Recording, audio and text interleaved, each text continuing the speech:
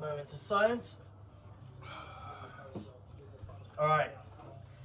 Greetings, ladies and gentlemen. Greetings, how you doing? I'm here with my cousin James. Cheers. Cheers, mate. Where are we, James? Salut. We are in France, in Morsy. We're in France. We're In the French Alps. in, Les Alpes. yeah, in the Alps, as it were. So, so welcome to another episode of Interviews with Tim. Interviews with him. So, as I said, this is James. James Lavy. Full name. What's your middle name, James? I can't give that away for data protection. Information. Data protection.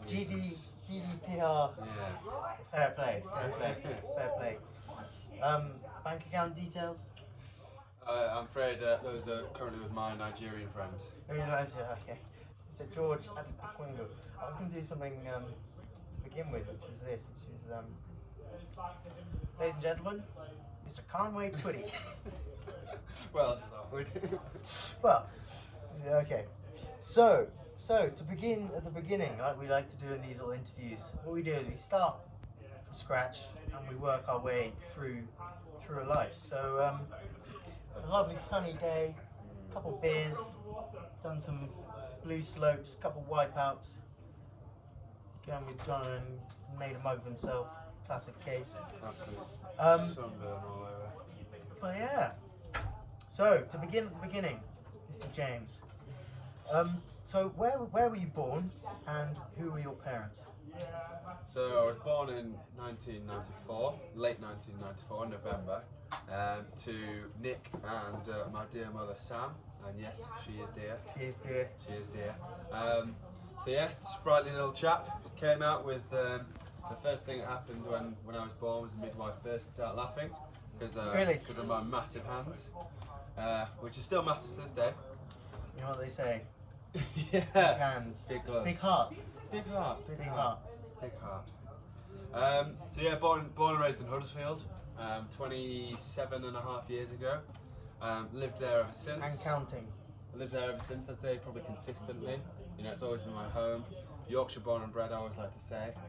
But yeah, I mean, I can't really complain. You know, good family life, good stable supportive network, and that's really all you can really ask for in parents and in family.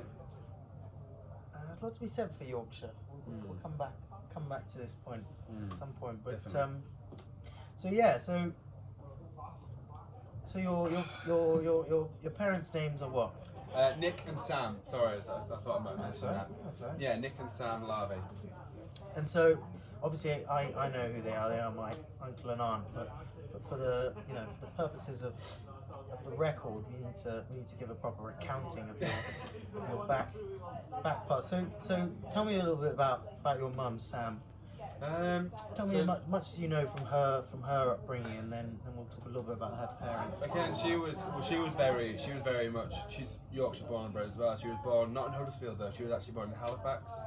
Halifax. Yeah. So how far away is that? It's only about, give or take, 45 minutes from where we are now. But it's only from, for those of you that know Huddersfield or know anywhere up near north, it's about 20 minutes north of Leeds.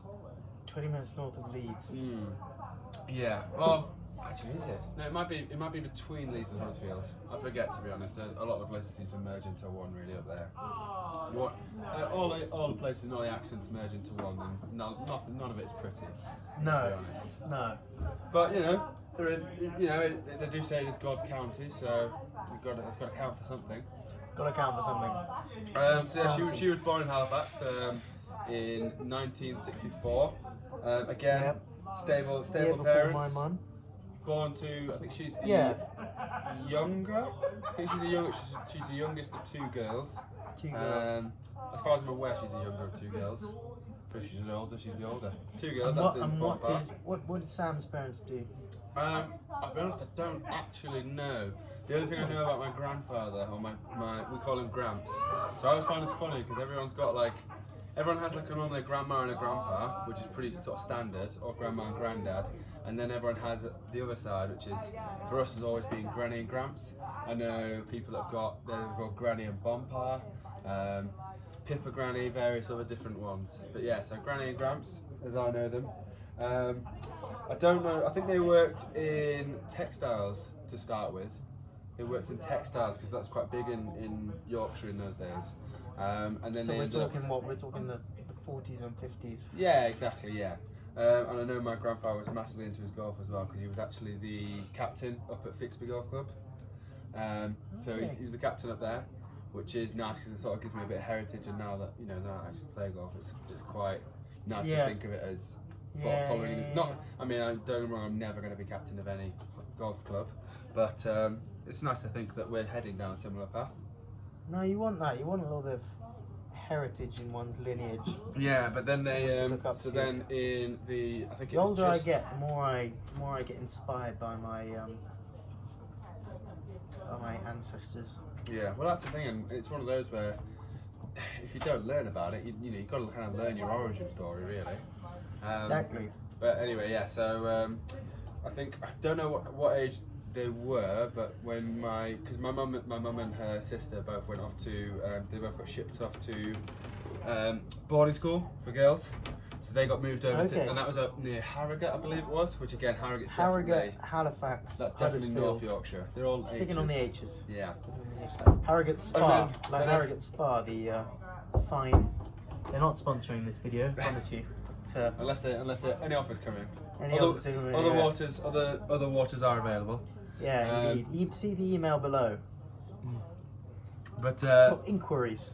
But yeah, sticking with the H's, my grandparents, for as long as I've known them, have lived in Hampshire. So they live down Another near, H? Yeah, exactly. Sticking with the H's. That's where And they're all H. our remaining grandma lives now in Southampton, does she not? She does indeed. She does indeed. She's very dear. Very dear, very dear. Pat. Patricia. We'll come on there in a moment. Anyway, so Nick and Sam. Sam's parents are. Dad works in textiles. Mum as well. They did both. Yeah, they used to have a textile. I think it was my granny's dad's actually. So I think it was all a family business. But then when they moved down to Hampshire, they actually went into, because they've always been into, my grandfather's always been into beer. Like proper traditional ales, proper Yorkshireman. But wouldn't expect any less. So then when they moved down there, they actually opened up. I said they opened up. They didn't. They ran a few pubs down there. So a few of the local pubs that are still there to this day. Down in Hampshire. Yeah. Okay, and so they moved there. Okay, so that's probably. Okay. I like to think that's where my love of alcohol comes from, to be honest, because even now in their mid to late 80s, me, they're I think still. it comes right from the devil. Yeah, but no, considering they're in their late 80s, they still do quite enjoy a bit of an alcoholic beverage from time to time. Don't we all? Don't we all? Perhaps too much. For me, it starts at 11 a.m., which is the problem. That's the problem. We always used to have a saying when I was in uni. We always used to have a saying. Again, I'm sure we'll touch on that later. But we always used to have a saying in uni. It was 1 before 12 or 12 before 1. So you either have 1 beer before 12 o'clock or 12 beers before 1 o'clock. And I think I know which 1 one. 1 a.m. or 1 p.m. Wow. PM. Wow. I know which one I chose. Splendid. So Samwise Ganji. That's Sam, and then so that's my auntie-in-law, so to speak, and then Nick is my blood relative, really. My blood relative. So that's my dad's brother, just for you those who are interested. So our shared common. My dad is one of 7, and so he's got 3 brothers, 3 sisters. He's the oldest as well. He's the oldest of the oldest boy. Oldest boy. So your dad's Nick, my dad's Chris. So it goes Fiona, then Chris, then Nick, and then the others. So, well, we'll start with you. My dad's got a few funny stories about Nick in his youthful days, but quite difficult to think of funny stories about Dad, really. But what did you? So tell me as much as you know in terms of his lineage. So he didn't go to uni, did he? No. He's a bit of a businessman. Yeah. The rest of the boys were sort of they all went down boring, a medical background. Went all down a medical background. He kind of found his own path. The word I would use is not boring, though. Definitely not. No, exactly. I think it's exactly. successful. I love your dad myself. Yeah, yeah. I mean, he's obviously not the same person as he once was, but Yeah, so are we all? he got Parkinson's, picked up a bit of the old Parkinson's quite recently. I like how you kind of say it like it's an infectious disease. Yeah. You don't really pick it up, I'd say, but Yeah. sadly I think he's had it for about give or take 3.5 years now, and it was before his 60th because we were going to celebrate his 60th with a big family party, but we didn't because it wasn't the best year for him really. So he's had a very, very, very long career. He did 23 years working for a German company. They were a marquee sales company called Roda. Shout out to Roda, bunch of tossers. My apologies. Falling off my seat. My French is you know. Yeah, we'll welcome the French. Je ne sais quoi. Pardon But my yeah, French, so he pardon did his 23 French. years for them, which I'll be honest, you know, they were 23 years of a lot of my life really. In fact, again, for as long as I've known him, that's who he worked for when I was growing up. It did mean a lot of time of working away because as we lived in Yorkshire and his office was down in Cambridge, so he did used to commute quite a lot and stay a couple of nights down there, and so yeah, childhood was always it was very much mum centred and mum orientated, and I think that's why I've always kind of gravitated towards her. Yeah. You know, they always say the cliche thing of someone's a mummy's boy and a daddy's girl or something like that, but yeah, for me it was quite evident of why that came about. Sure. And I think being when I was growing up, being a young boy anyway, you always look to your father as kind of like, especially in Yorkshire, you always look to your father as the bread maker, you know, the one that provides. Yeah. So, and I think that was definitely Puts food on the table. Yeah, again, it was very recognised. Yeah. No, so your life on the road. I mean, obviously, it wasn't an absent father in any way, but No, definitely not. Definitely not. My dad said you can go anywhere in England, and you ask, how my dad, how do I get to the? Basically, your dad knows every road everywhere. Yeah. He knows the entirety of the AA atlas, like the back of his hand. Mm. He knows all these. Yeah. Yeah, he is. But then again, that's from, you know. He was a cabbie back in the day. Well, yeah, he was. Yeah, he did that when he was at uni. Once a cabbie, always a cabbie. But again, it's. And then he began his own business. Got working in the marquee company. He's very successful. Yeah, he's done well. He's done well. I mean, you know. I like to think of myself as an entrepreneur, but I haven't actually got any successes under my belt. But Well, I wouldn't really class Dad as an entrepreneur, really. He's always had a boss to work for. He's always been told directions and given things to do. So I wouldn't ever go as far to say he's an entrepreneur. But you know, you've got to respect the time and the work and the effort that he's put in. It's just unfortunate that at the moment, obviously, that's not really, you know, it's almost not even worth anything at the moment. Yeah. But unfortunately, because people don't see him as what he used to be now, Yeah. in terms of job prospects, people see him as his essentially his flaws, which I don't think is particularly right. But at the same time, unfortunately, that's the sort of society we live in. Would I want to change it? Yeah, I would. But you know, can't control everything, sadly. Parkinson's is a tough one. So it affects. So that's our Our dear Auntie Rachel. The second oldest of the Lavy girls. ladies. Lavy ladies. Mm. Dear old Auntie Rachel. We may get her on the old interview at some point, but And yeah, she is dear. she Very is dear, very dear. So, yeah. We won't talk. Just very briefly, because I want to know a little bit more about Parkinson's. So it affects speech and. Tell us a little bit about it, and then. So Parkinson's, from what I'm aware of, it's a disease that has both mental traits and physical traits. So people most commonly refer to Parkinson's when they speak of Parkinson's, they're referring to the physical traits like tremors and shakes that are uncontrolled. But for Dad, that's not. It's a little bit prevalent, but it's less so, considering how long ago the diagnosis was. He does still have odd little shakes and tremors, but for him, the big thing is the mental side. Sure. It's not really. It's an interesting one because it affects people in so many different ways. Now, for those of you who don't know, there's no cure for it, and it's a progressive disease that will eventually lead to further things. So it can quite often lead to dementia quite commonly. But it's just one of those where it's not a death sentence. You make of it each opportunity in each situation as you will, and trying to get the best out of it. But for him, I think the big thing that we've noticed as a family as well, and I've noticed especially, is the mental side of it in terms of his communication. Like I said, his speech is slurred. He's never quite in a conversation, and he gets to the point where he even admits as well, and he has said this to various of his close friends and ours, that a lot of the time, if we're having a conversation in a group, he can be 30 seconds behind in the conversation. So he might he might react to something that was said a couple of minutes ago, but he's only just sort of processed it as well.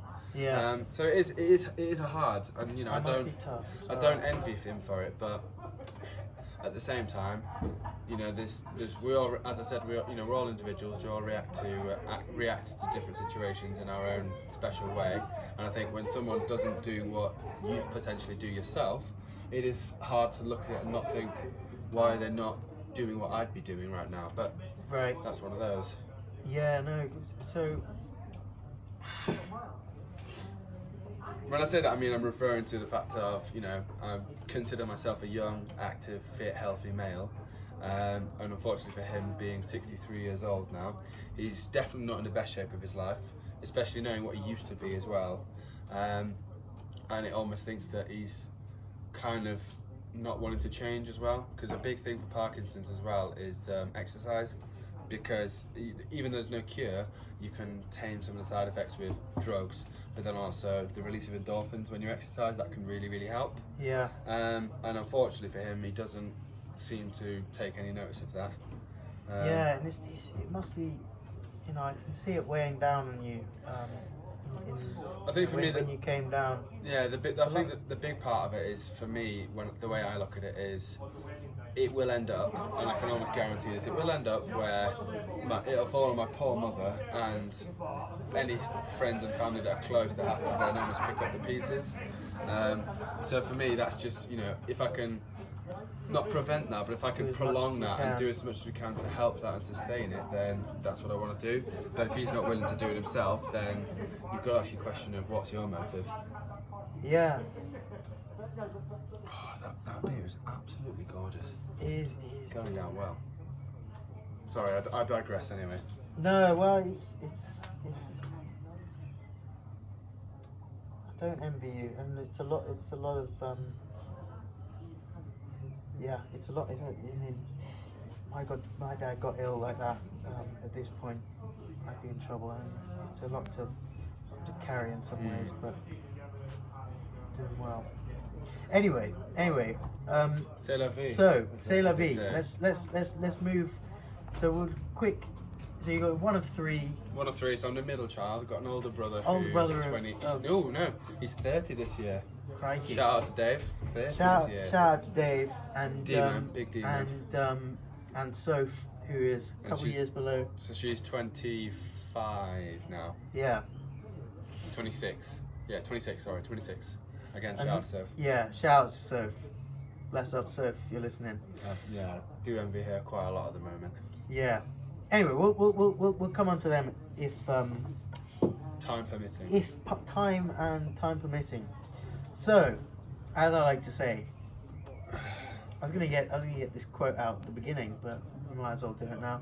Mark Twain: "Always obey your parents." Say that again. Ah, lovely. Oh, lovely. Yeah, definitely. No worries. All That's good. Jez, another of our relatives. Fourth? Jez is Fifth. Jez is just below Rachel. So Is he? So he's sixth then? Because Hattie's below Jez then. Fifth. Yeah. Yes. Well, he's one of seven, so he's the sixth so he's the youngest male. Anyway. Fiona, Chris, Nick, Tim, Rachel, Jez, Nick. My good Jez, Rachel. Anyway, you guys are interested in that. So to begin at the beginning, tell me. So what was your first school? Was called? Let me see if I can remember. James gave me a few dates just so I could. First school was called, now I'm going to forget, was it called Bird's Edge? That's the one, yeah. Bird's Edge. Yeah. And yeah, so he's born in 94, must have started Bird's Edge in what, 2000? No, before 99? then, 90, possibly even 90, yeah, it'd been 99, yeah, it'd been September of 99. Splendid, splendid. And you, yeah, so, what I always like to ask my guests is, what was your favourite subject, least favourite subject?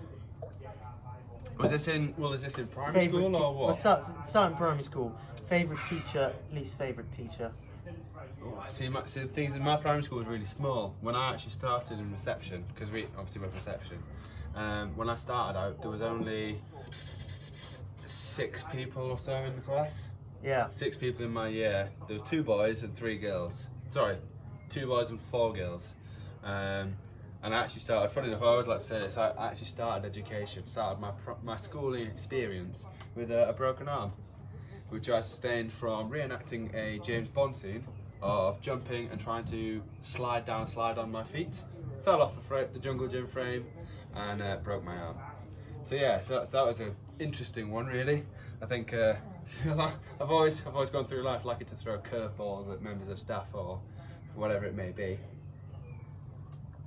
I think for me, my favourite subject, and it probably has been throughout my entire educational career, would be definitely PE, physical education. You know, getting outside in the outdoors, exercising. You know, what's not to enjoy really. Yeah. Least favourite subject though. See, I would almost go for languages, but at the age I started languages in class 3, so that would have been when I was about 9 or 10. Languages, the teacher of languages was just the best woman. She was just such a, I mean, I don't see her much now. Beautiful. I do know her kids. Huh? Beautiful. When you're that age, you don't really, I don't really look at someone like that. No, just really sort of, you know, the people when you talk to them and they draw you in. You're just intrigued and you just want to know more. The one. Yeah, so she was just like that. But yeah, this least favourite subject, probably in primary school it would have been probably English, because a lot of it back then was handwriting learning and literally writing out letters and lines. And again, that was just something that I can't pretend I enjoyed. Yeah. Because my handwriting was shocking. It's not brilliant now, but as long as I can read it, that's all that matters really for me. Yeah. You know, I'm not in a position where my handwriting needs to be understood by the masses.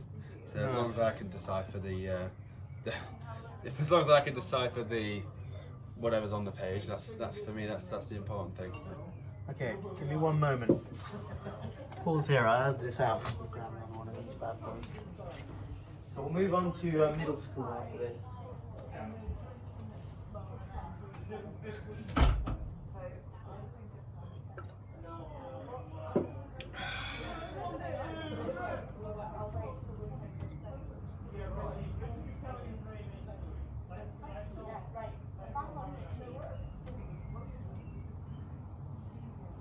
Tell you what I'll do while I'm here, so I'll give you a little preview of where we are at the moment.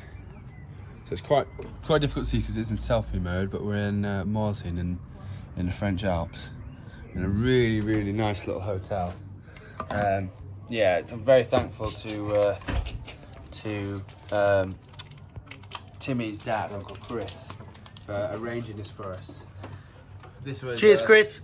This is actually they were supposed to be their holiday at Christmas time, but because unfortunately we're still in a global pandemic, sadly that meant that it couldn't be. So they got loads of credit and they got credit in the hotel, and that meant that come Easter time, when it's a bit cheaper, the entire family, we made a bit of a family thing of it, which is lovely. Yeah, very much so. Cheers. Cheers, mate. So, a bit embarrassing being next to a wannabe Yank, but James did a kind of an American kind of thing with his education. So he went to 3 schools. So in America, bollocks. Just in case this ever goes out to a worldwide audience, very unlikely. In England, we normally do primary school, secondary school. split age 11. In America, they do elementary, middle school, high school. You did a similar thing to that. So you did Bird's Edge, and then you finished. So year 1, year 2, year 3. You finished then. Year 5. Year 5. That was Then the you last went, year. Then you went to a middle school. Then you went That was to year 6 to year 8, and then high school we started at year 9.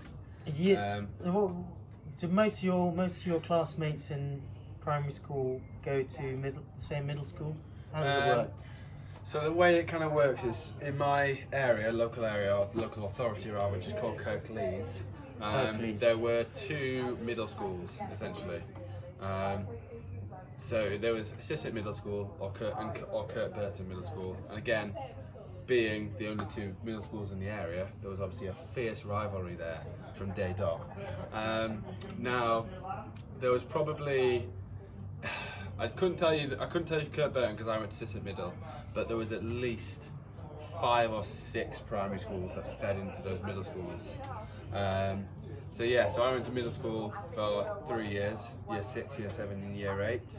I did enjoy it. Again, probably favourite subject would have been PE, or I would say PE or music, but no, PE probably just tipped it. And least favourite subject, again, this is probably more due to staff though, was English, unfortunately. My English teacher, Mrs. Thornton, I would say God rest her soul, but I don't actually know if she's dead or not. But she wasn't the most pleasant woman in the world. No. I've definitely met more pleasant women in the world, let's just put it that way. And then onto the great heights of Shelley College. So that was through year 9 through to, well, it's normally through to year 11, and then obviously you can go to colleges. But my high school... These are all independent state schools, I mean. Yeah, but my high school had its own sixth form college for 2 years attached to it, so I went to that one. So I was there until 2013. Again, enjoyed my time there. And then, go on. And so in terms of, what did you pick for GCSE? What did you narrow down into? So the obvious choice, I'm sure you're all screaming at the screens as you watch this. PE was in there, yeah, that's fine. PE was in there. Music was in there because I've always been quite musically gifted, and I do say gifted, and that's something I got from my father's side, which again is probably one of the things that I'm quite grateful to him for. So GCSE, PE, music. Obviously, I did all 3 sciences, so biology, chemistry, and physics. They weren't choices I made as such. So the only one, it still works in the education sector now, is obviously you have to pick either history or geography, so a humanities subject. So I went for history, and then again you have to pick a language. So we had a choice of German, Spanish, or French. Sadly, German's not one language that you can pick anymore. But I went for French because it was something I'd done since I was in primary school. Yeah. And that was it. Excuse the French, even still. Pardon français. Indeed. And now we're in secondary school. Surely we must be able to get some dirt on some teachers. So, favourite teacher in the whole of secondary school. Most importantly, least favourite teacher. Who was either absolutely? There must be some absolute mugs or some funny stories. Let's hear. Okay, middle school. Let me think. Middle school. I think my favourite teacher was actually my.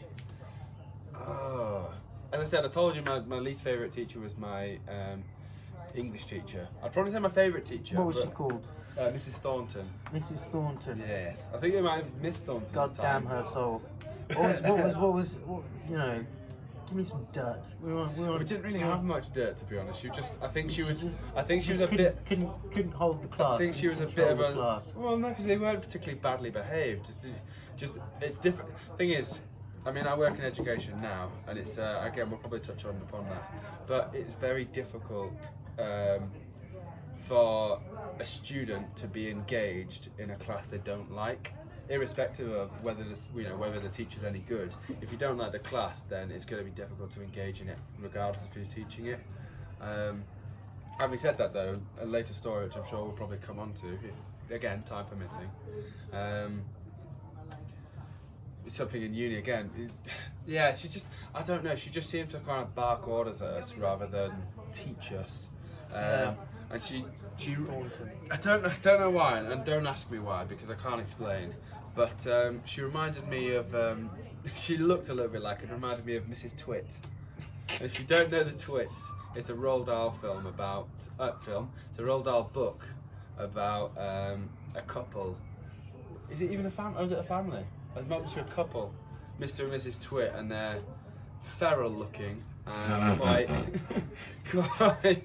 quite like not the kind of people you'd want to socialise with. No. But anyway, so that's my least favourite teacher, and then I'd probably say my favourite teacher, mainly for her, I will say it, for her enthusiasm for the subject and her enthusiasm for myself being competent in that subject, would be Miss Sims.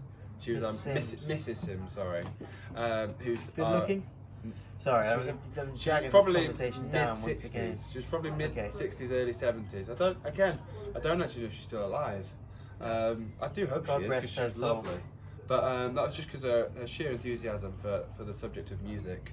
Yeah. But at the same time, that did slightly push it, because growing up I've always had quite a tie between music and PE. And unfortunately, middle school gave me a lot of chances to make a choice between the two. So it was either going to a music rehearsal, practice something at lunchtime, or going to a PE thing at lunchtime. Now I chose the PE thing because I enjoyed the sport more, and because I missed the music. She came down when I went to get lunch and said to me that I wasn't allowed to get lunch because I had to go and do this music rehearsal. So looking back now, I probably had a court case probably had a court case really, or at least a form of prosecution. Didn't press charges. I didn't think that at the time. Not yet. No. Not yet. It's coming. Don't worry. It's in the post.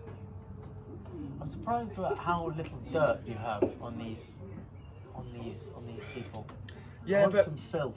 I want some filth, James. Wait till we get to high school. That's when what these people want. They want smut. That's what my audience want. Well, I mean, if you want, I can make up rumours. You know, well, we can just see what happens.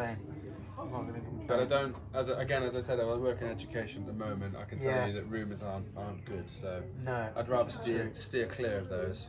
But I do apologise if the lack of stories is not. No, that's all right. Did you ever get into any trouble? I'll be honest, unlike you, I was always Mr. on the wrong Lavy, side. I was actually quite well behaved in school. I think I was a bit too terrified of what my parents might say if I did get in trouble. And yeah, I mean, don't get me wrong, I had my fair share of shenanigans. In the words of Mark Twain, always obey your parents when they're in the room. Yeah, I did. Don't worry, I had a couple of times when I messed around a little bit, but on the whole, I'd say I was a pretty well-behaved student.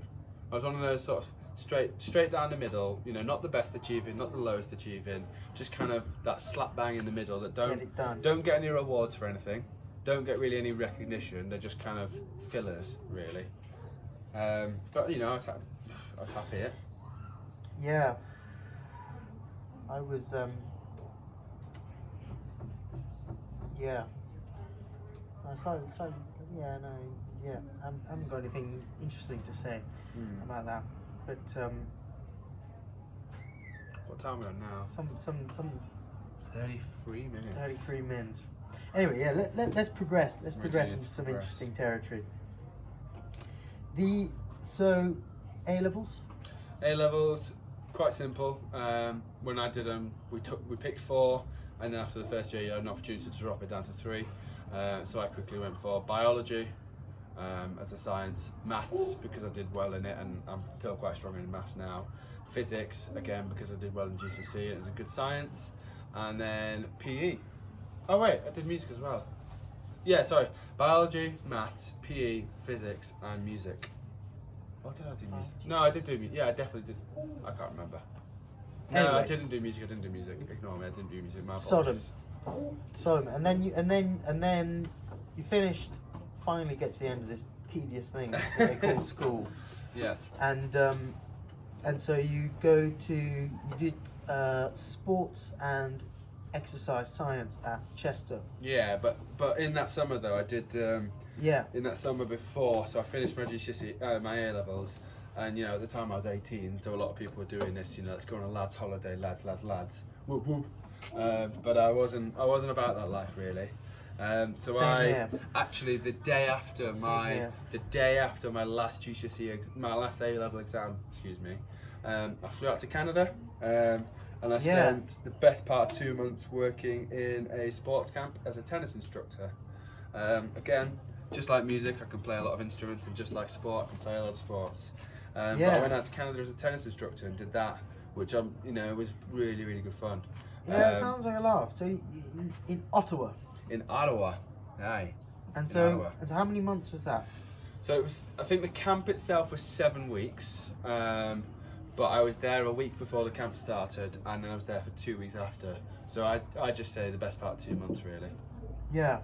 And what would you say? How did you grow in that 2 months, and what did you learn? Well, the big almost, I would say elephant in the room, but it's not really. It was a Jewish summer sports camp. So for me, that's a very, very different culture to what I'm used to. You know, obviously, born and raised Christian. Say again. Jewish. So it was a Jewish summer sports camp. That's very interesting. Yeah. Yeah. Now I say this with absolutely. Dog this time. I say this with absolutely no hypocrisy or thingy. I'm a big fan of the Jews. I think that I do it love. well. So our name Lavy comes from the Hebrew tribe Levi. So we were. I don't know if you know this. Has that been proved? Because I thought it was always French. No, it is. We've got a thing. Yeah, we've got a thing in our downstairs bathroom at home, which is the origins of the name, and it's French, I've heard. But I do know what you mean. Well, it's funny you say that. Both. It's interesting. So my dad's name is Chris Lavy. His initial is C, so his name is C Lavy. C'est la vie. That's the joke. But it does in fact come from the Hebrew tribe Levi. Yeah, anyway, so our heritage as a our heritage is what? Very good question. Yes, very much so. In fact, actually, I'll take one, mate. Yeah, so in the 1800s, we came from a bunch of German Jews. Anyway, I've got a lot of, we're digressing. So tell me about this camp. So what did you learn? What was it? So it must have been your first real bout of independence. Yeah. Off in a new country, fly out on your own. Don't go to Magaluf like any of these mugs, and go and lose their core principles. It was just one of those where it was, something that I'd thought about doing for a long time. I'd read loads of reviews, and I know some people had done it in America, but because of my last A-level exam, I couldn't have done America. So I looked at Canada because they were slightly later dates. So as I said, I flew out on the day after my last exam, and that's when I flew out. Which even meant I didn't even pick up my A-levels. Like my mum had to pick up my A-level results and tell me. Fuck them. Excuse my language. But yeah, it was like you said, it was a learning experience for me. It was the first time that I was on my own. I flew into, for those of you who don't know Canada, I flew into Toronto, which is one of the largest cities in Canada. A lot of people think it's the capital because of how big it is. But no, I flew into Toronto. The capital is? Ottawa. So I flew into Toronto, What's the province called? See, I thought Ottawa was a province. No, so the province is called the province where Toronto's in is called Ontario. That's right. And then where is Ottawa? What province is Ottawa in? So Ottawa, downtown Ottawa is in Ontario, only just. But then you've got the River Ontario that runs just north of the city, and on the other side of that is Quebec. And so the actual camp, excuse my French. The camp we actually were in was technically in Quebec. Okay, so Ottawa straddles the Ontario-Quebec border. It does indeed. But yeah, as I was saying, as an admirer of Jordan Peterson, I've been following Canadian politics a little bit. Yeah. So you've got Vancouver all the way on the left, then you've got then you've got Alberta, Ontario, Quebec, New Brunswick, one of my favourite words in the English language, Brunswick. Newfoundland. Anyway. Then you got Nova Scotia. That's right. So you tell us a little bit about 2 months Are you in charge of anyone? No, Got so I was. responsibility? No, so that was actually the second time I went, which was after I finished uni. So I went 3 years later and was actually the head of the tennis program there. So it was nice seeing how much of the program had developed. So no, the first year I was there, I was just a normal tennis instructor, being told what to do. But the second time I was there, I was actually the head of tennis. So I was the head of the program, which was nice because it meant I actually had a lot more freedom to be able to do what I wanted to do. Which reminds me of that famous quote. Who is it? I want to say it's Martin Luther King, where he says, "We want to be free. We want to be free to do what we want to do, and we want to have a good time, and we want to be loaded." I want to be loaded. It's the beginning of a Primal Scream song as well. I think it's Martin Luther King. Correct me if I'm wrong, though, please. Yeah. Well. In fact, I'm going to find it quickly. And do apologise. No, I'll ramble. It's like, now we've got a moment to say so. Like, I'm a big admirer of you, James. Oh, that's very kind of you to say. Someone who's you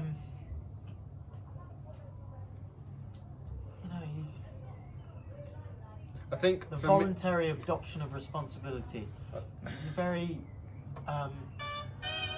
ahead of your game. Yeah. And you look after your family. Well, I think it's very touching how you came down to notice. I don't know. You just seem on the ball. Well, and, I think that a lot of that comes from, firstly, from my experience of working hospitality, because you have to kind of notice when just simple things like when people's drinks are empty, you fill up the drinks, and that's from working in nice establishments. Or when someone's had too much to drink, you pick up on cues. We've all got those friends that you can tell when they've had too much to drink, but at the same time, put it down. When that's your profession, you've got to make that call. Too much. You've got to make that call though and say, you know what? No, I'm afraid I'm not serving you because I've had too much. Yeah. It's a mixture between that It's and deeper then than that.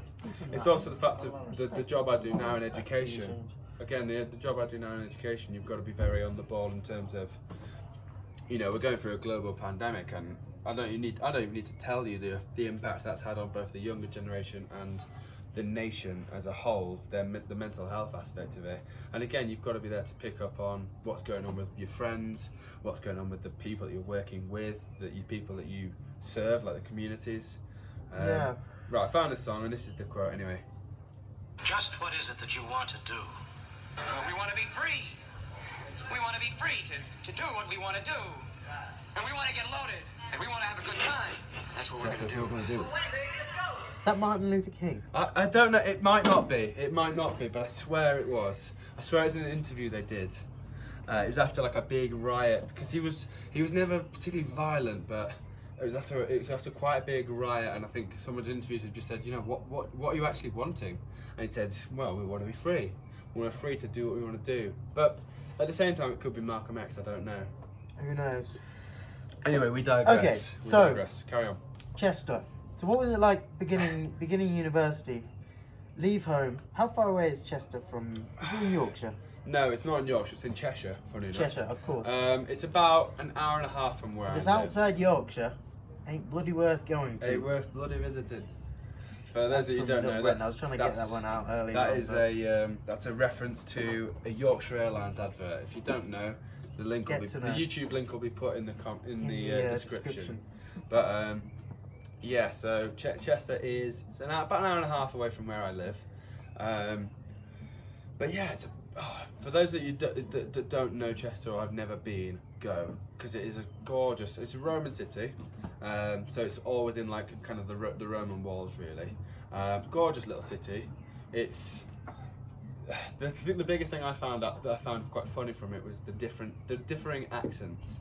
So you've either got being in Chester, because where Chester is, you've got Liverpool to the north, you've got Manchester to the east, and you've got the Welsh border not too far away. And even to be fair, you've got Birmingham, which is about 2 hours south. So every voice you either hear is either so it's all Scouse like Jamie Carragher, or you've got Manchester, you've got some big bad men like H and from Manchester, or you've got the Welsh, which it's a melting pot. Yeah, exactly. It's a melting pot. And don't even get me started on Brummie, because if I go Brummie now, that'll be it for the rest of the episode. That'll be the rest of the episode. I'll just slip into Brummie. I'll just slip into Brummie, and that'll be it for the rest of the podcast. And, I don't even 'cause, think they have you know, podcasts in Birmingham. I would love to know more about It's a good city the though. sport, Definitely go. exercise, and nutrition world. So, Right. tell me, what kind of things you study and like, and what did you find fascinating? So my course was essentially it was three-year course. It's a Bachelor of Science, and essentially what it is it's divided into, like other courses anyway. It's divided into topics. So we had 6 topics in our first year, and again similar to A levels, how you can drop them after a certain year. After the first year you can drop one, and then after the second year you can then drop another subsequently. So there was sociology, which is very much about kind of like the social things of sport, so like, you know, racism, like marketing, just various things like that, like the behind the scenes, not the actual physical sport.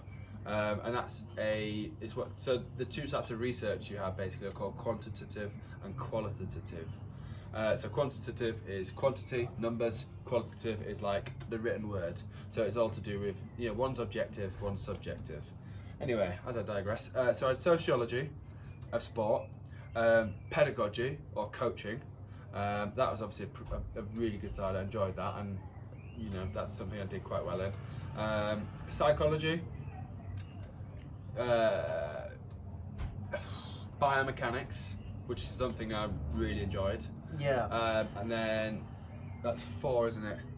So sociology, psychology, pedagogy, biomechanics, exercise physiology, which is all about kind of learning how the body works and, like, you know, working it to the max. And then what was the last one? Oh, research methods. God, I don't miss that. So that's something that when you do a Bachelor of Science, that's generally that's generally a topic you have to do, research methods. So it's not specific. It's not specific to anything in particular. Independent learning. Yeah. Fuck that. It's absolutely. My French. It was never fun. And then after the first year, I dropped psychology because I just wasn't really enjoying it, to be honest. Yeah. For me, psychology is something. It's not a grey area, but it's something I'll hold my hands up and say I do have my views on it and my opinions, which people would argue are quite, to a sense, controversial. But yeah, so dropped psychology after the first year, and then after the second year I dropped, because you had to keep research methods anyway, so I think I dropped sociology after that, because again I was more interested in the practical side of it and the science behind sport rather than the social sciences. Yeah. But yeah. Right. Pick one interesting thing to tell me about, so that I can learn, and think about it. Because I'm going to go get another beer. You've got yourself a beer. So give me one second. I'll be back in one moment. That's a very vague criteria. Something, I don't know, something with biomechanics or something. I'm just going to go grab a beer from downstairs. So, okay, I'll have a good think. Just going to hang my swimming shorts back Edit this up. out. So I can dry out. Something that you use later on in the PT environment. Hopefully not longer. So we're getting up to 48 minutes now, so I think we're going to really start wrapping it up soon. Something interesting. We'll be back. Terminator. Yeah, I'll be back.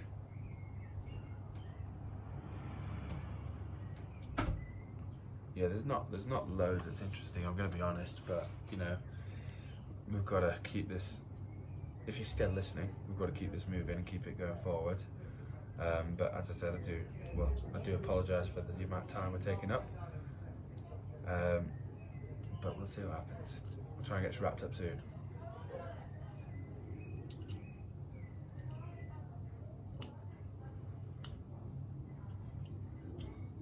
I think we should nip to the toilet while we're doing that.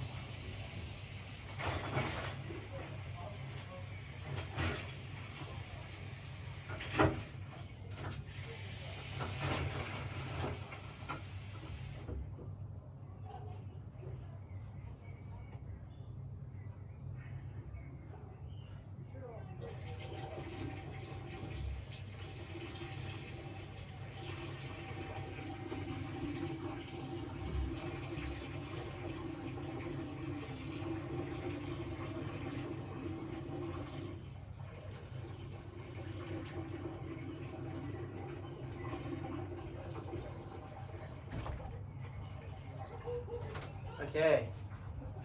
James? Oh, yeah.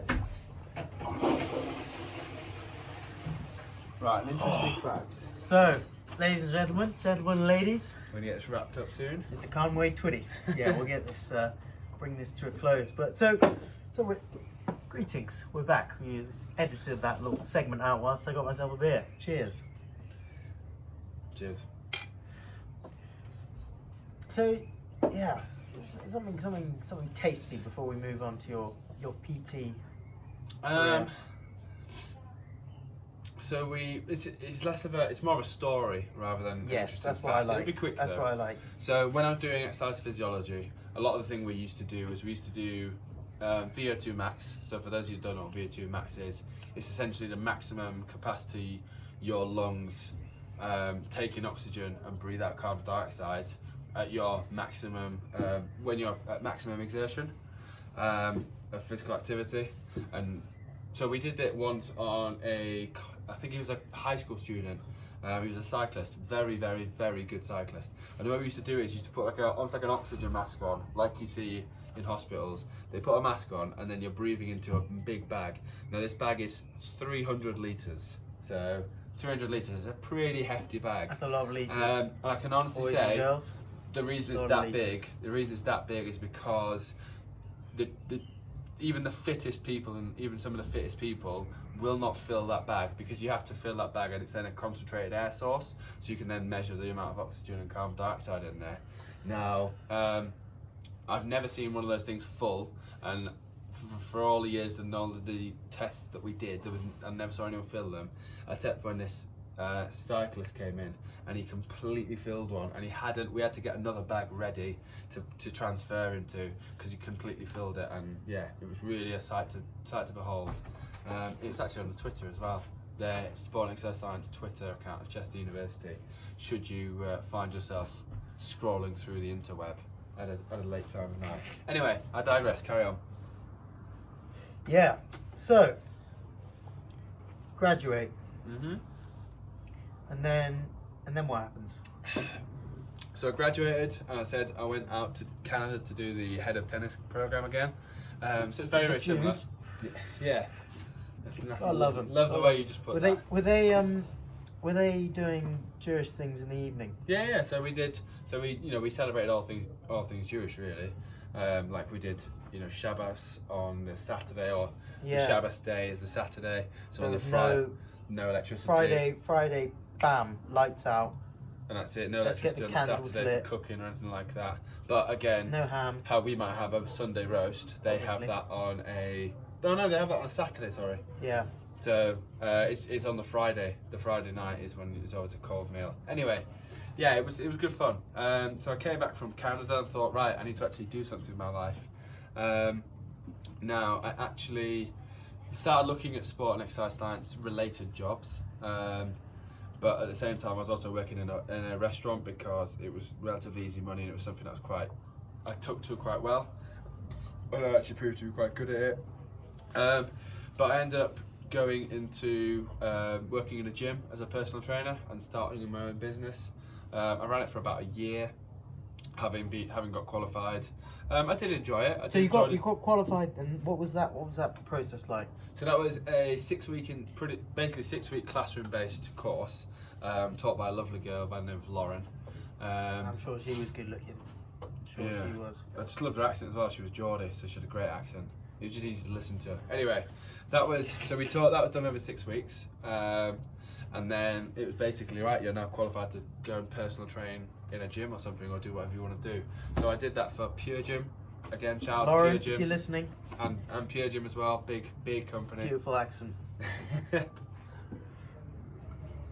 I did that for about a year. I enjoyed it, but for me it just wasn't financially stable enough. So unfortunately I had to move on to Pastures New, which actually was going back into hospitality, but just changing the venue I was at. Did that for another 2 years, just shy of 2 years, and then left and started to work in the education sector. So that leads to my current role, which is the pastoral head of year 8 in a local high school in Huddersfield. It must be fun. If we go into talking about that, we will definitely need to do another podcast episode. Need to go, yeah. should wrap it up. We'll wrap it up there swiftly. We'll wrap it up there. But yeah, no, thank you for listening to my story. I appreciate coming on here as well and having Yeah. No. You John, hosting do you want to come say hi? No, I just want to say, My brother is behind the camera. Just The you flies wear are his undone, his is what flies he's saying. undone, and his penis is out as well. And I mean, in this light. Well, we'll draw it to a close there. Just under an hour. Cheers. Sir. Good to see you. To good No health. worries. To good health. To good health. See you around, guys. Not that anyone's